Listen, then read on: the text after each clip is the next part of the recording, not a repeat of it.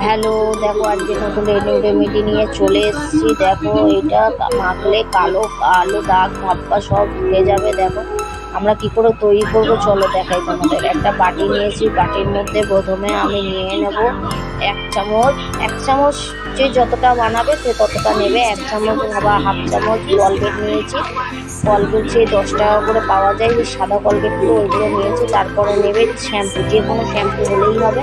আমি নিয়েছি সানসিল্ক, আমার সানসিল্ক এখানে ভালো লাগে তাই আমি একটু সানসিল্কটাই নিলাম। সানসিল্ক লাগবে, আমি 1 পাতা দিচ্ছি আর মেয়েকে বলছি যে ও অর্ধেকটা ফেলেই দিচ্ছে। এবার এটাকে ভালো করে এর মধ্যে দিয়ে দিতে হবে।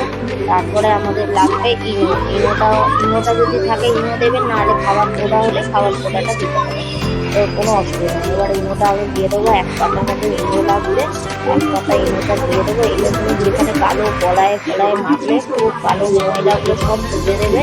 আর এমনিও লেবুটা আমাদের খুব উপকারেই লাগে, এটা বলার কোনো কথা নেই, এটা সবাই জানে, প্রত্যেকে জানে। এইটা মেখে যদি উপকার পাও তাহলে আমাকে একটু কমেন্ট করে জানো যে রেমেডিটা কেমন হচ্ছে। এবার দেখো লেবুর রসটা আমি দিয়ে দেবো। আমি একটা গোটা লেবুকে 3 ভাগে করে নিয়েছি, 1 ভাগটা 3 ভাগে দিয়েছি, কেন প্রচণ্ড লেবুটা দিলে খুব উপকার হয়।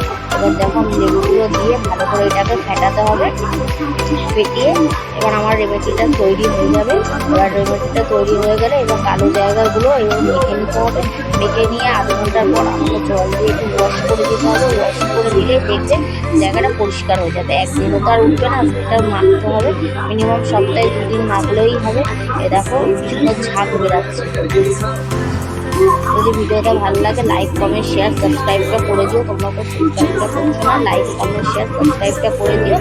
চলো আবার দেখবো অন্য রেমেডি নিয়ে যদি নিয়ে আসা যায়, তাহলে আমি আবার অন্য রেমেডি নিয়ে আসবো আর অন্য ভিডিও